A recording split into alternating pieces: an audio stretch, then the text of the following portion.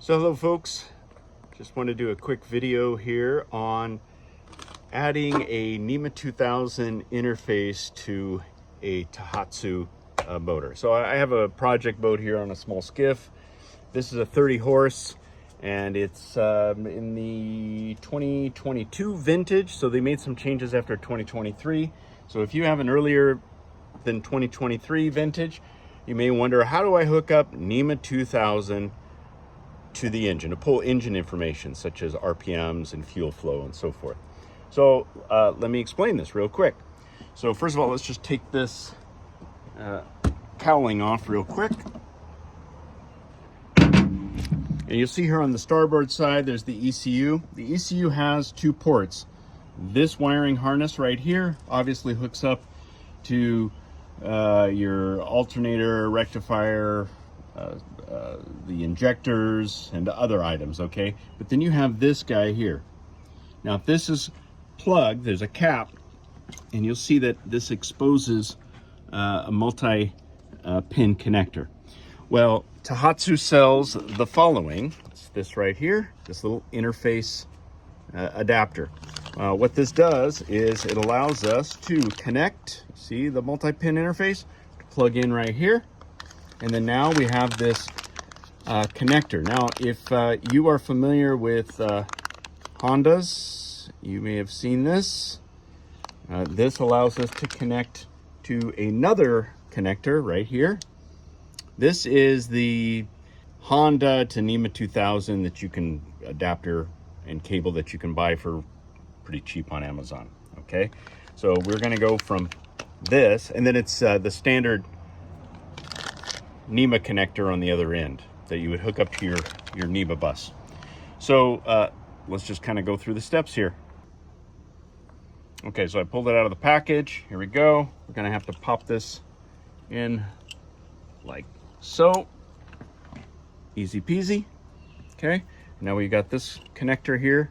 We're going to plug these two together. Okay, so we'll connect this together like so.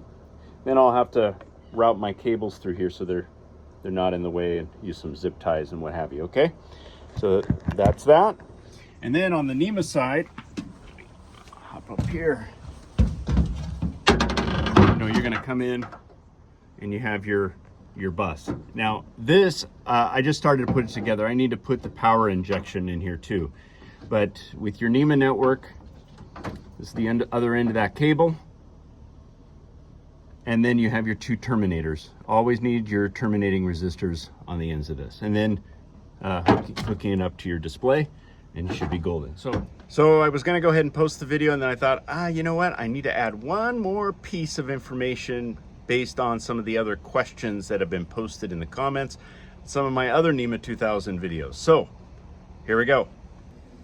What I want to show you is today my NMEA power came in, my injector, along with another T, because I was short a few. So I want to show you why this is important, even if you're just trying to pull off the engine. Okay, here's a Lowrance. Let's use this as an example. I'm going to go under settings. We're going to go here under network, and you see how you got NMEA 2000. Okay, there's also a diagnostic button. Let's click on diagnostic. Notice what it says about the bus state. It says it's off. You notice that we have some TX errors here. Okay, the big thing here is that when it does not see power,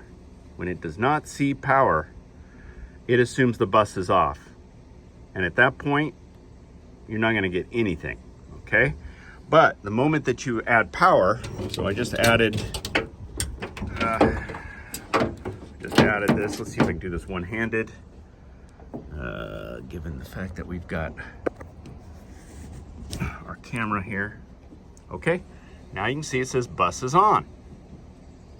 Well, that's good. Okay, that's good. So now when we go over here and we start the motor, because we don't see any of the motor, by the way. If I look at data sources, nothing there with the motor. So now what we're going to do is go over here and start the motor. Okay.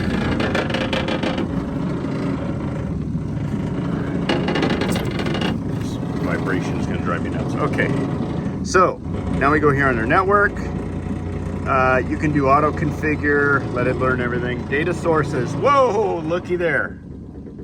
Wow, looky there. Now we have the engine, and we're getting engine information, RPM, fuel rate, everything. See? So this is to tell you that even though you don't have devices being powered directly from the NMEA network, the displays, most of them are going to require power in order for them to start listening on that NMEA network. So I just thought I would add that because there's a few folks that have asked me about why do I need power if all I'm doing is pulling from the engine, and this is exactly why. So hopefully that information is helpful for you.